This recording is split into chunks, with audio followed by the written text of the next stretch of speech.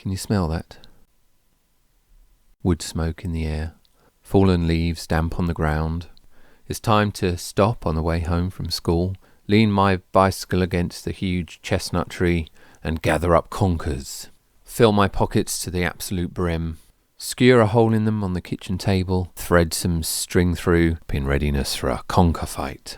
But this was just the precursor of the excitement to come.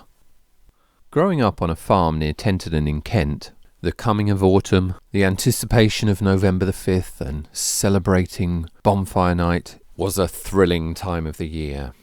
My dad always loved fireworks. He even told me he made his own fireworks when he was a lad and would dry out gunpowder in the oven. Is that a good idea? On the farm, we had plenty of space for a bonfire. And being hedge cutting season, the tractor geared up to the hedge cutter provided a lot of combustible material.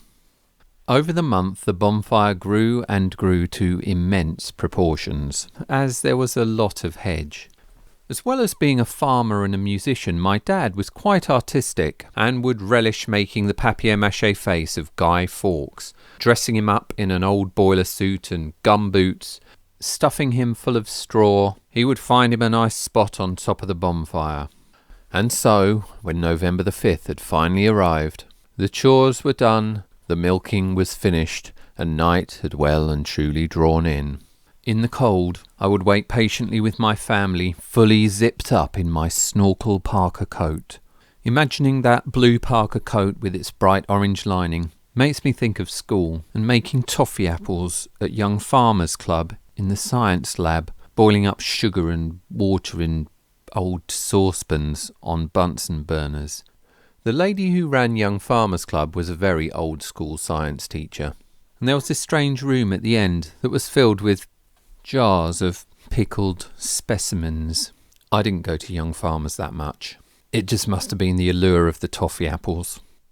And so, in the darkness of the farm, with a fox calling in the distance, the excitement mounted. Far across the fields towards the town, we see and hear distant fireworks.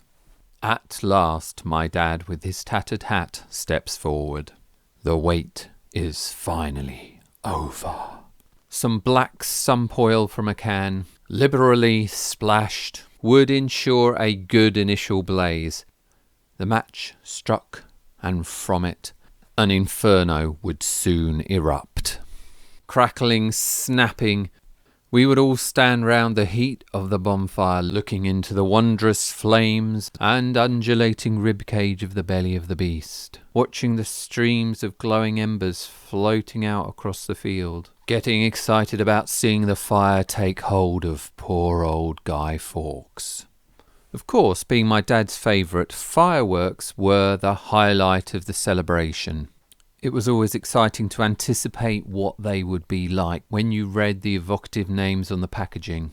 Names like Celestial Sunburst, Emerald Rain, Meteor Storm, Serpent Mine, Ruby Fountain, Glittering Cascade. But don't quote me on those names. But there was something like that. And there was much laughter when a firework, I think it was called Pink Lady, was launched from the centre of a cowpat.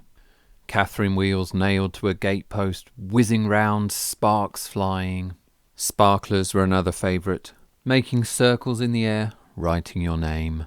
And at some point, the parkin was brought out, which I only recently found out is a traditional bonfire night cake.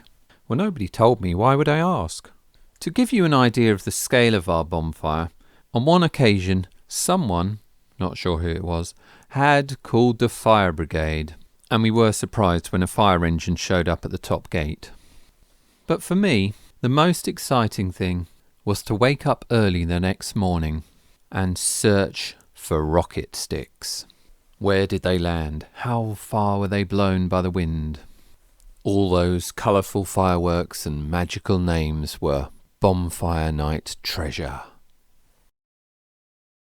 Giles Whitehead from West Malling, Bonfire Night. Lovely recording of his memories of nostalgic times in the 70s and 80s, growing up on a farm in the anticipation of Bonfire Night. I said we didn't have any poetry on the show this evening, but there's something incredibly poetic about a firework in a cowpat, and even though I heard that before, Giles, as I was playing that out, I laughed out loud in the studio about that. I mean, of all the things to put together, it sounds like one of those awful rate my plate things, isn't it, where people say, what does this look like for my food? I mean, the construction of a cowpat for a firework, even for a laugh, sounds rancid in every way. Oh, fantastic. You can go and find Giles if you would like to.